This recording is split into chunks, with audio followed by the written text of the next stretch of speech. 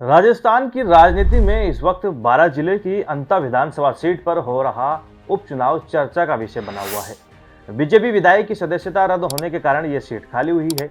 इस बार यहां का मुकाबला त्रिकोणीय हो गया है, यानी 3 उम्मीदवारों के बीच कांटे की टक्कर, जिससे चुनाव का नतीजा किसी भी तरफ जा सकता है। चलिए इस पूरे चुनावी गणित को आसान भाषा में समझते हैं। सबसे पहले ये देखते हैं कि मैदान में कौन कौन है। नंबर 1 पर है प्रमोद जैन भाया, जो कि कांग्रेस से उम्मीदवार है। कांग्रेस ने अपने सबसे अनुभवी और पुराने खिलाड़ी पर ही दांव खेला है। प्रमोद जैन भाया को अंता की राजनीति का पुराना चावल कहा जाता है। वे 2 बार विधायक और राजस्थान सरकार में खान एवं गोपालन मंत्री रह चुके हैं। क्षेत्र का बच्चा बच्चा उन्हें नाम से जानता है। उनके पास एक मजबूत संगठनात्मक नेटवर्क और चुनाव लड़ने का लंबा अनुभव भी है।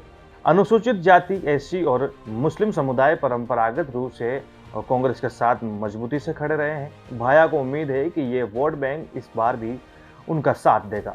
हाल ही में उन पर अवैध मिट्टी खनन के जरिए सरकार को करोड़ों का नुकसान पहुंचाने का जो मामला दर्ज हुआ है, वह उनके लिए गले का फांस बन गया है। बीजेपी इसे भ्रष्टाचार का बड़ा मुद्दा बनाकर उन पर लगातार हमले कर रही है। नरेश मीणा के मैदान में आने से कांग्रेस के सबसे बड़े वोट बैंक मीणा समुदाय में सीधी सेंध लगा रही है, जो कि भाया की जीत का समीकरण बिगाड़ सकती है। दूसरा है मोरपाल सुमन, जो कि बीजेपी से उम्मीदवार है। बीजेपी ने इस बार एक नए लेकिन सदे हुए दाव के साथ मोरपाल सुमन को मैदान में उतारा है।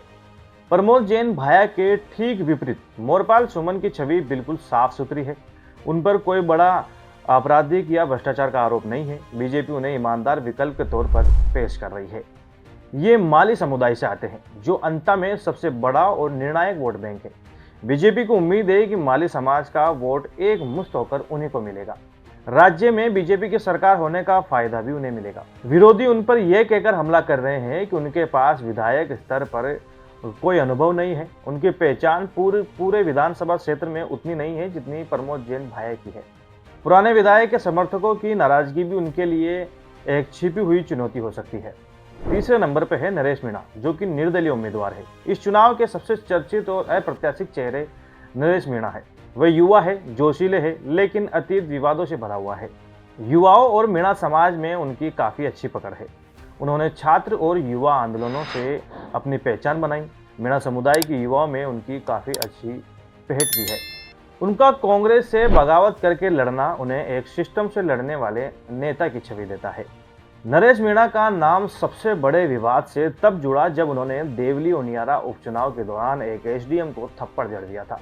मीणा ने उस वक्त अधिकारी पर फर्जी वोटिंग करने का गंभीर आरोप लगाया था। इस घटना के बाद बवाल मच गया, जिसके विरोध में आरएस अधिकारियों ने पेन डाउन हड़ताल कर दी थी और बाद में नरेश मीणा को गिरफ्तार भी कर लिया गया था।